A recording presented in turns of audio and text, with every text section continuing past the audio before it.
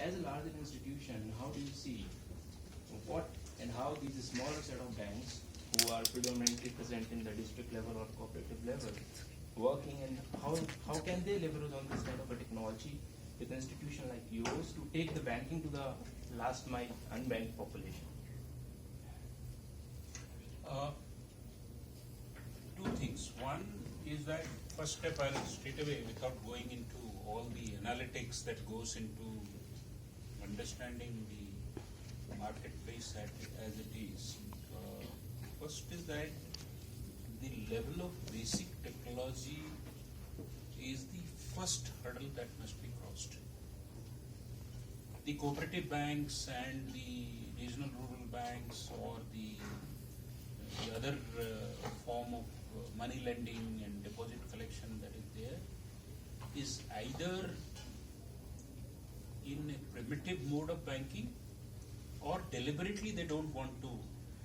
Cooperative banks are considered as, a lot of unethical practices happening there and so on and so forth. So the first step that we are taking, in fact, I am on the board of a couple of companies which are helping automation and computerization of this, because unless you have that ecosystem like what our Prime Minister is telling, unless the broadband connectivity is there up to the basic level, how do you have a digital payment ecosystem?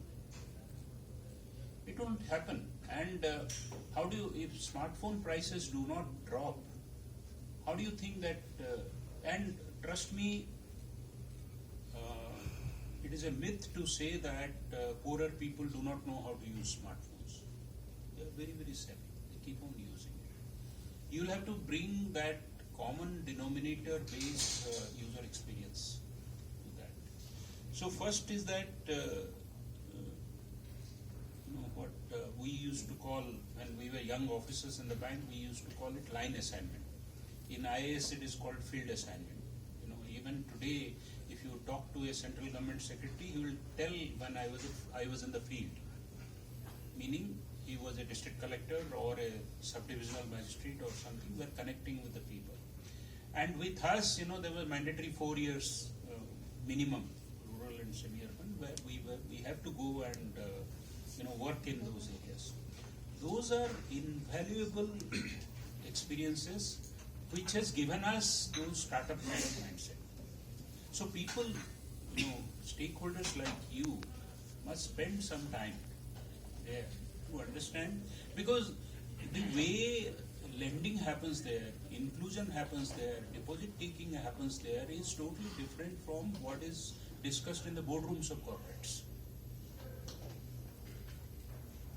So understand the local business model, the cultural ethos. I always tell that agile, as is discussed in the laboratories of ING Bank or in the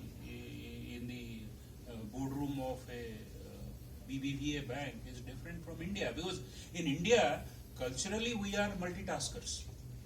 We do 5 things together, whereas agile is meant for unifocused people like Western people who do not want to do 2 things together or 3 things together. They want to do only one thing. So first, understand the cultural aspect. Second is that building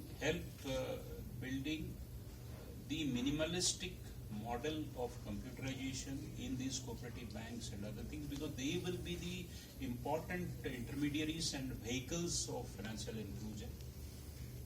Third is that risk management system, because most of it I see will be driven either by completely automated customer endpoints like POS machines and ATMs, or low-end touch points like banking correspondents. Now we are, driving banking correspondents to become low-end bankers who can do basic lending, who can do basic KYC, who can do basic Aadhaar onboarding, who can do a deposit. So if you can innovate around technology for these low end but front facing intermediaries, that is this place to begin with.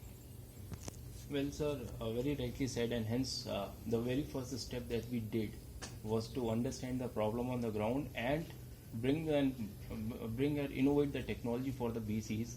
So right now, with the bank which we are working in India, this is a bank based out of Satara, Mandeshi Bank. We have enabled 7 branches with the agents, and now they are going with 25 more such agents as a branchless banking concept. This is in India, and then in Africa we have enabled almost 7,000 plus agents with the basic handsets and basic technology in place. And as you are rightly saying, there are certain risk things involved as a banker, as a banking institution. We have somehow solved that problem. But the biggest challenge that we are facing now is, if we go to a larger organization, the very first question comes is, where have you implemented this solution? Number one. Number two comes is, that can you do the legwork, for which again we are ready, but the direction of taking the solution now to the next level is something where, yes, a startup like us faced certain challenges. Otherwise, from the BC perspective, from the agent perspective, yes, we have a ready platform, a solution where any number of service from the bank without exposing to the CBS can be integrated, can be aggregated, and can come entirely as a digital transaction set. I'm so sorry, I'll have to cut it short. No, but I'll briefly Yeah. answer it because he has asked the question. Yes, that is indeed a problem because we look for track record. It is a chicken or egg kind of a situation. You'll have to keep knocking at it, but there is a real need. So Pranav, I think we can connect them to our financial inclusion group, and we are doing some technology there. But again, because of this problem, who is laughing their ways to the bank is the intermediaries and system integrators. You do the real technology, but they make the cream. Let us see what we can do. I know this problem. Thank you so much. Thank you. Thank you.